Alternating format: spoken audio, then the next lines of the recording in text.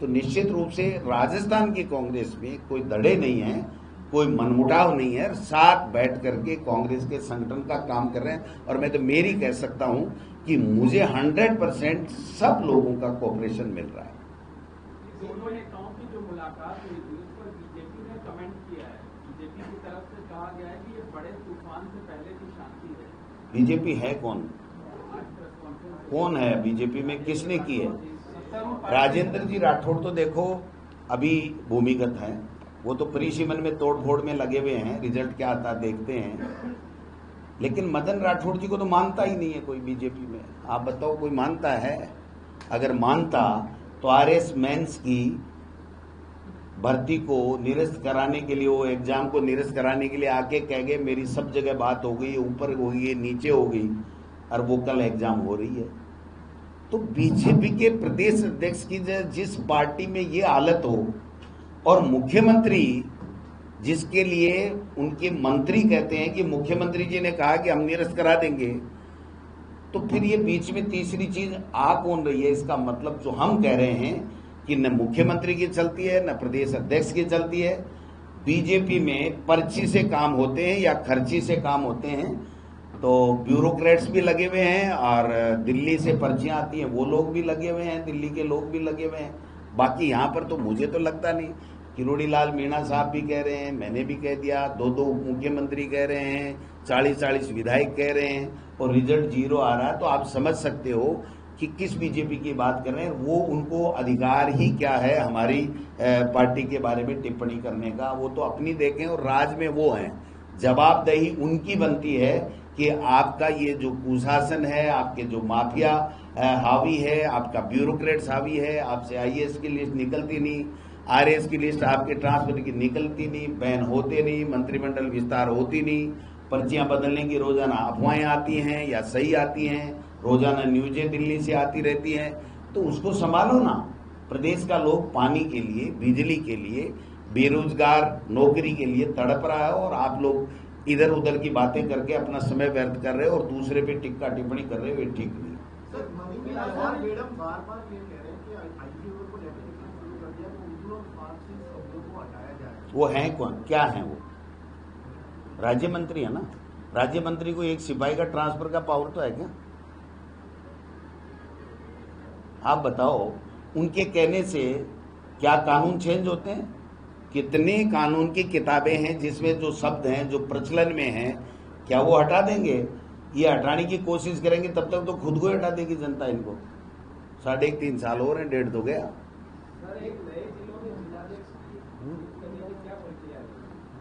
देखिए, हम जल्दी प्रयास कर रहे हैं कि जो नए जिले बने हैं उसमें जिलाध्यक्ष बने और संगठन को अलग से उसको मजबूती मिले। तो इस दिशा में शीघ्र ही जो दिल्ली जाकर के हमारे प्रभारी जी, तीनों सह प्रभारी और हम लोग पार्टी हाईकमान से मिलकर के चर्चा करेंगे और इस दिशा में आगे बढ़ेंगे। युवा जो है वो निरंतर सड़कों पे है, एसआई भर्ती, आरएएस, वोकेशनल ट्रेनर, युवा मित्र, लेकिन सुनवाई कोई नहीं है। आप मुख्य विपक्षी दल है, क्या आप इन युवाओं के लिए कुछ प्लान कर रहे हैं? आप साथ देंगे? हम तो साहब प्लान ही नहीं कर रहे हैं, इनके लिए संघर्ष भी कर रहे हैं, चर्चा भी कर रहे हैं। जो ये संविधान तोड़ रहे हैं, इनकी चलती नहीं है, इनके कोई निर्णय करने की क्षमता नहीं है। जो पपेट बैठा करके पूरे राजस्थान का सत्यानाश कर दिया, जनादेश का अनादर कर दिया, उसके लिए भी रोजाना बात करते हैं। संविधान बचाओ की रैलियां कर रहे हैं, जिलों में जा रहे हैं और कर रहे हैं। इन युवाओं के लिए डेली बात करते हैं कि इनके आप निर्णय तो कीजिए, कोई भी निर्णय कीजिए, निर्णय कीजिए। जब 2 उप मुख्यमंत्री और 40 विधायक और मंत्री लिख दे और इनका एक कैबिनेट मंत्री जाकर के वहां पर आश्वासन दे आए और इनका प्रदेश अध्यक्ष आश्वासन दे आए और उसके बाद में रिजल्ट 0 आए, तो मैं तो कहता हूं डूब के मर जाना चाहिए। कौन नहीं गए? मदन राठौड़ नहीं गए? कौन?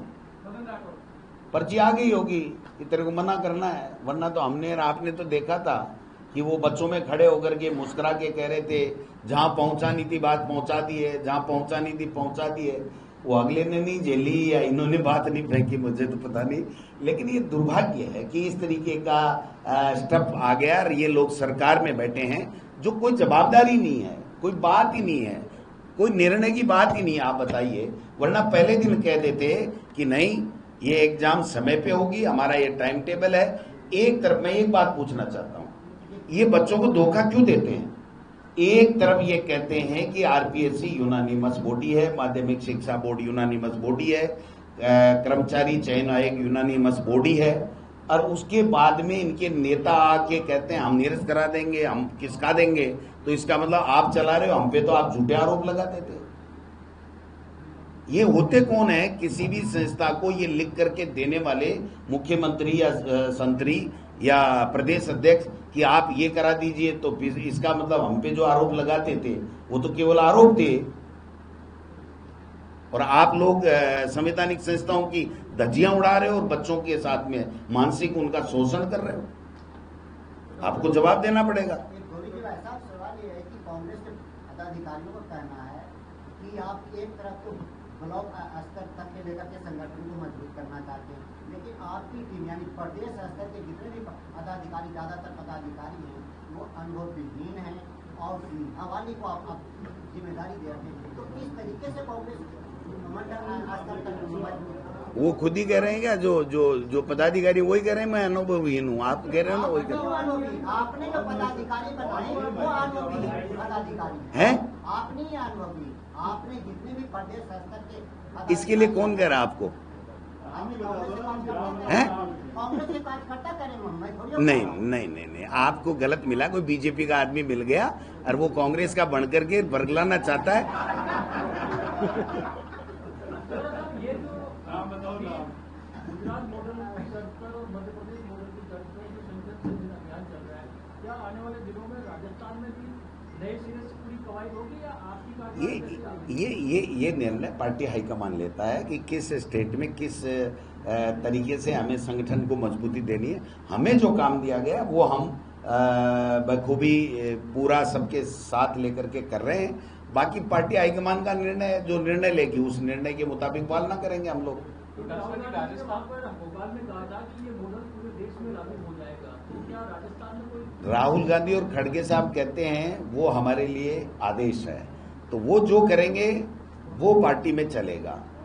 आज की तारीख में हमें जिम्मेदारी दे रखी है कि संगठन को, खड़गे साहब ने आप सबके सामने कहा था कि भाई काफी अच्छा काम हुआ है, बट जो रिक्तियां हैं वो आप कितने दिन में कर दोगे? मैंने उनको 2 महीने का समय लिया था। मैं कोशिश करता हूं कि वो 2 महीने में मैं पूरा करके दूं, ये मेरी ड्यूटी है। फिर बाकी पार्टी हाईकमान जो भी निर्णय लेगा, जिस तरीके से संगठन को आगे चलाना चाहेगा वैसे चलाए, कोई दिक्कत नहीं। राजस्थान में आपने एक बयान दिया था राजेंद्र राठौड़ को लेकर कि बंदर के हाथ में उस्तरा भेज दिया, तो उस्तरे में कोई धार हो रही है या कमजोर? अब देखिए साहब, वो तो एक कहावत थी वैसे तो, नहीं तो वो बंदर हैं क्योंकि वो मेरे बड़े भाई हैं, आदरणीय हैं, 7 बार के विधायक हैं, बहुत ही अनुभवी हैं, लेकिन वो अभी राजस्थान की विधानसभा लोकसभा में नहीं है, तो उनको पार्टी ने काम दिया होगा। बट पार्टी में दिया हुआ काम पार्टी तक सीमित हो रहना चाहिए। सीएमओ, नगर निकाय के अधिकारी और पंचायत राज के अधिकारियों तक उनकी चिट्ठियां जाकर के अगर कोई पंचायतों को नियम विरुद्ध तोड़ मरोड़ किया जाता है, नगर पालिकाओं को तोड़ मरोड़ किया जाता है, तो वो गलत है और वो गलत काम वो कर रहे हैं। और भजन लाल जी जैसे एसआई भर्ती, जैसे आरएएस की परीक्षा का निर्णय करने में अपने आप को असक्षम पा रहे, उसी तरीके से वो उनको भी रोकने में वो अपने आप को ऐसा महसूस कर रहे हैं। डासरा जी, राजस्थान में गहलोत सरकार के कार्यकाल में योजना शुरू हुई थी लड़कियों और महिलाओं के लिए उड़ान नाम की। पिछले करीब 9 महीने से ज्यादा समय से गांव भाड़ियों में राजस्थान में उसके तहत महिलाओं को, लड़कियों को सैनिटरी नैपकिन्स मिल रहे थे, वो ना तो डिस्ट्रीब्यूट किए जा रहे हैं, ना ही योजना को बंद किया गया है। क्या आपको लगता है कि ये, देखिए, इनका काम ही नहीं है ये कि भाई जनता के लिए कोई कल्याणकारी योजना लाएं या जो कल्याणकारी योजना पहले की सरकार की चल रही है उसको और ज्यादा मजबूत करें, कोई कमी खामी तो ठीक रहे। इनका काम ही नहीं है ये। इनका तो काम है एक दूसरे की गोभी खोदना है। बीजेपी में एक दूसरे की गोभी खोदने में लगे हुए हैं। सबको एक भय है कि दिल्ली से कब किसकी पर्ची आ जाए, और उस पर्ची के चक्कर में अगर हमारा मंत्री या मुख्यमंत्री ये कहने लग जाए कि यार मेरे से डायरेक्ट फोन पे बात मत किया करो, मेरा फोन दिल्ली वाले सुनते हैं, तो आप समझ सकते हो कि उस प्रदेश का क्या हाल होगा।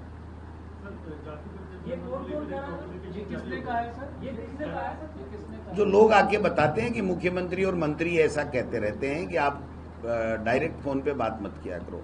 जो हमने सुना है लोगों से वो बता रहा हूँ, सही क्या है वो तो वो खुद कभी बता देंगे। कहते रहते हैं कि आप समझा करो, डायरेक्ट कॉल मत किया करो, मेरे फोन भी ऊपर तक बातें जाती हैं। तो क्या हो रहा है, ये अदृश्य शक्ति काम कर रही है। राजस्थान में चुने हुए जनप्रतिनिधि काम नहीं कर रहे हैं। अब टेप की मैं नहीं कह रहा, मेरी सूचनाएं जाती रहती हैं, ऐसा लोग कहते हैं, बीजेपी के लोग कहते हैं। जो काम करके, जो काम कराने के लिए आते हैं, जब बात करते हैं तो वो कहते हैं कि भाई फोन पे आप कम से कम बात किया करो, मेरे से आके मिला करो, और मिलने के बाद में काम नहीं होते हैं, ये भी शिकायत है लोगों की। साहब अब आप क्या काम करते हो बताओ? आप और हम जब संवाद रखते हैं तो सब चीजें आ ही जाती है ना, छन छन के। हमारी भी आपके पास आती है, रोजाना कोई न कोई कॉलम पढ़ने को मिलता है, तो उनकी भी कोई न कोई तो आती ही रहती है ना सबको। हैं? आपके एक बयान से कई मंत्री परेशान हैं। आपने कहा कि मेरी मंत्रियों से ज्यादा नहीं, मैं तो इसलिए कह रहा हूँ कि उनकी 0 चलती है, मेरी 1% भी चलती तो ज्यादा हो गई ना। 0 से तो 1 ज्यादा हो गया ना, इसलिए कह रहा हूँ। उनकी किसी की नहीं चलती। आप इन मंत्रियों का रिकॉर्ड उठा के देख लो, ये अपने अपने जिले में गए हैं, कितने लोग कार्यकर्ता या जन सुनवाई में इनसे मिले हैं। जिला कलेक्टर के गलती से ये जो अभियान गंगेर, अपनी मार, भेड़, जो भी है ना इनके, जो भी है, मैं ज्यादा याद नहीं रखता, तो ये जाते हैं कलेक्टर के पास बैठते हैं, वो फोटो खिंचाते हैं, वहां से थूक मुट्ठी में बैठ गाड़ी में आ जाते हैं। कोई लेना देना नहीं है न बीजेपी। एक मंत्री का एक कार्यक्रम 1.5 साल में, कोई उसके इंचार्ज डिस्ट्रिक्ट में कोई उद्घाटन का बता दो, कोई शिलान्यास का बता दो, कोई कार्यकर्ता सम्मेलन बता दो। आप बताओ ना। देखो, हकीकत बात करनी चाहिए, मुंह देखी बात नहीं करनी चाहिए। हकीकत बात यह है कि उनकी कोई मीटिंग ही नहीं कराना चाहता, उनसे कोई मिलना ही नहीं चाहता। मैं जब जाता हूं सीकर तो रोजाना के 150 लोग मिलते हैं, और अगर प्रभारी मंत्री जाए और उससे 3 आदमी नहीं मिले तो आप समझ सकते हो ना उनकी क्या हैसियत रह गई है। और अधिक विभागों में हैसियत उनकी 0। समीक्षा बैठक आप बताओ, 1.5 साल में 10-10 बार एक विभाग की मुख्यमंत्री समीक्षा ले चुका, और मुख्यमंत्री तो मुख्यमंत्री है साहब, 6-6 घंटे पीछा ही नहीं छोड़ते, पूरी समीक्षा करके रहते हैं। तो आप बताओ, 6 घंटे मुख्यमंत्री अगर एक विभाग की और 1 महीने में रोजाना एक विभाग की ले ले, तो विभाग का मंत्री कितनी बैठकें लेगा और वो क्या निर्णय करेगा? तो ये मॉडल चेंज करना चाहिए, जनता के काम होने चाहिए, अपना टाइम पास नहीं होना चाहिए। ये लोग टाइम पास कर रहे हैं। वो ये कह रहे हैं कि समीक्षा बैठकों की वजह से उपचुनाव में सारे रिजल्ट हमारे फेवर में है। तो इन्होंने उपचुनाव की समीक्षा की तो फिर भरतपुर और गंगानगर की भी कर लेते। ये दोनों समीक्षा में आई नहीं, क्या पॉइंट ही नहीं आया इनके पास में। ये गोविंद जी भाई साहब, सचिन पायलट के समय में कांग्रेस संगठन ज्यादा मजबूत था या अभी मजबूत? अरे साहब क्या बात करते हो, उनके समय में संगठन कमजोर होता तो हम राज में कैसे आते? और अभी हम काम कर रहे हैं, अभी हम काम कर रहे हैं। क्यों चिंता कर रहे हो आप हम पे कंपटीशन पैदा करवाना चाहते हो? आप मेरे मित्र नहीं दुश्मन बन रहे हो धीरे धीरे। लोकसभा परिणाम आई है ना इस बार।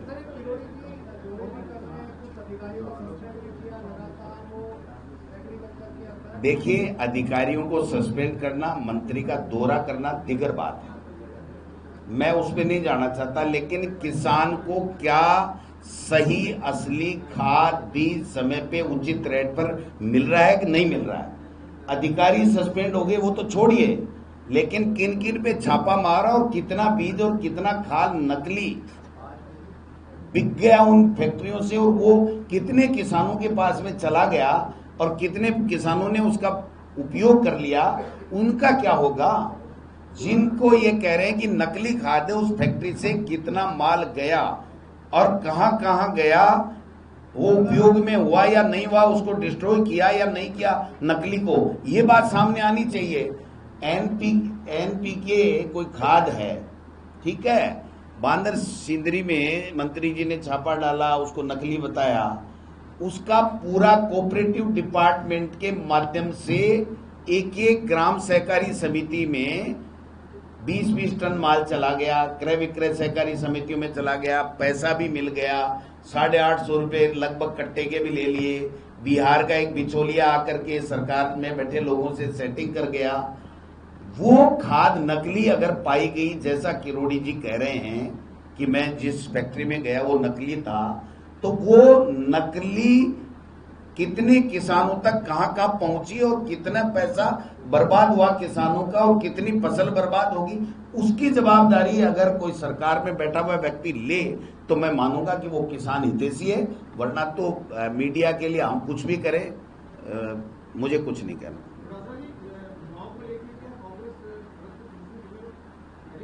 मैं तो युवा ही हूं, इसलिए मैं संघर्ष कर ही रहा हूं। युवाओं के लेके ही तो संघर्ष कर रहे हैं, और क्या है। युवा, किसान, महिला, बिजली, पानी, नौकरी, सबके लिए संघर्ष कर रहे हैं। विपक्ष का काम ही संघर्ष करना है, राज थोड़ी है हमारे पास में, हमारा तो संघर्ष ही है। और उसमें कोई कमी लग रही है तो आप सुझाव दीजिए, हम और उसको तेज गति से आगे बढ़ाएंगे। ठीक है, थैंक यू, नमस्कार। क्या बताओ, क्या जातिगत में? हाँ, हो गया तो क्या हुआ? करा कहाँ रहे हैं?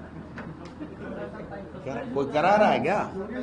27 से तो चालू करेंगे। 1 अक्टूबर 2026 से जम्मू कश्मीर, लद्दाख, हिमाचल और उत्तराखंड में शुरू हो जाएगा। 1 मार्च 2027 से। आप बताइए, पूरे देश में जब तक जातिगत जनगणना नहीं होगी तब तक क्या लोकसभा का परिसीमन हो जाएगा? जिन स्टेट में जातिगत जनगणना पूरी नहीं होगी, क्या उनका विधानसभाओं का परिसीमन हो जाएगा? अगर वो परिसीमन नहीं होगा, 2028-29 तक पूरा नहीं होगा, तो क्या महिला आरक्षण लागू हो जाएगा? तो महिला आरक्षण उन्होंने कहा कि हम जातिगत जनगणना कराएंगे, फिर परिसीमन करेंगे और फिर महिला आरक्षण लागू करेंगे। इसका मतलब यह है कि 2034 से पहले न इनकी जनगणना आनी है, न इनका परिसीमन होना है, न इनका महिला आरक्षण आना है। तब तक तो ये रहेंगे ही नहीं। हम करेंगे जो कुछ भी करेंगे आगे 29 के बाद में। अभी बीजेपी में राजेंद्र राठौर साहब ने टीका करी और उन्होंने ये बोला आरएस वाले बच्चों के सवाल पर कि हमारे अध्यक्ष जी ने बच्चों को ये आश्वासन दिया था, जहां बात पहुंचानी है वहां पहुंचा दी है और युवाओं के प्रति सरकार संवेदनशील है। दूसरी तरफ एक रिकॉर्डिंग आ रही है जिसमें प्रदेश अध्यक्ष जी डिनाई कर रहे हैं कि मैंने कब आपको आश्वासन दिया। मैं क्या करूं, दोनों ही तो राठौड़ हैं, दोनों ही का नाम। अब एक कौन से वो तो आप तय करो या वो तय करें, मैं तो नहीं कहता। जब राठौड़ है तो है, मुझे तो कोई दिक्कत नहीं। एक पाली का राठौड़ है, एक चूरू का राठौड़ है। ये भाई साहब ये खुद ही कंफ्यूज है, जनता को और बच्चों को भी कंफ्यूज कर रहे हैं। और आप मत चले जाना, वरना मीडिया को भी कंफ्यूज करेंगे। इनके पास में कंफ्यूज के अलावा कुछ है ही नहीं। सही बात इनमें से करने वाला उसको नाम बताना, मैं उसको टेलीफोन पे धन्यवाद दूंगा कभी कि भाई साहब आपने बहुत सही बोला। कोई नहीं बोल रहा इनमें सही, एक दूसरे की गोभी खोद रहे हैं। तो जगह सो के क्यों जगह इतनी देर से?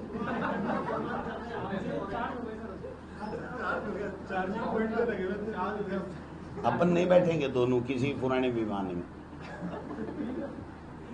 Thank you.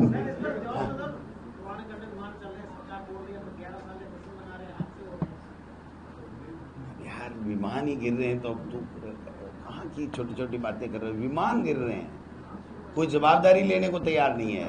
और जब कांग्रेस पार्टी होती थी ना तो इस्तीफा मांगते थे और इस्तीफा देते भी थे। और इनके खुद के नेता कहते हैं, सुब्रमण्यम स्वामी कहता है, नितिन गडकरी कहता है कि चाहे शास्त्री जी हों चाहे दूसरे हों, उन्होंने जिम्मेदारी लेकर के। अब इनके तो विमानन मंत्री कौन है आपको पता हो तो मुझे बता देना है। सिंधिया जी है ना।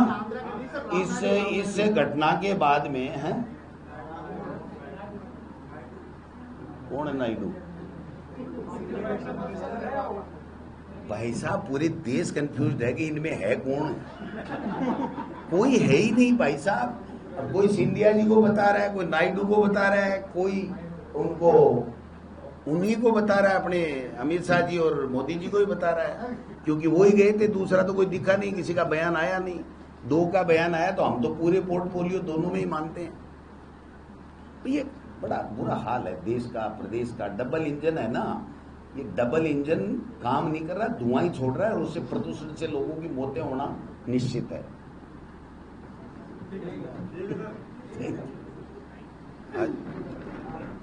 जारी रख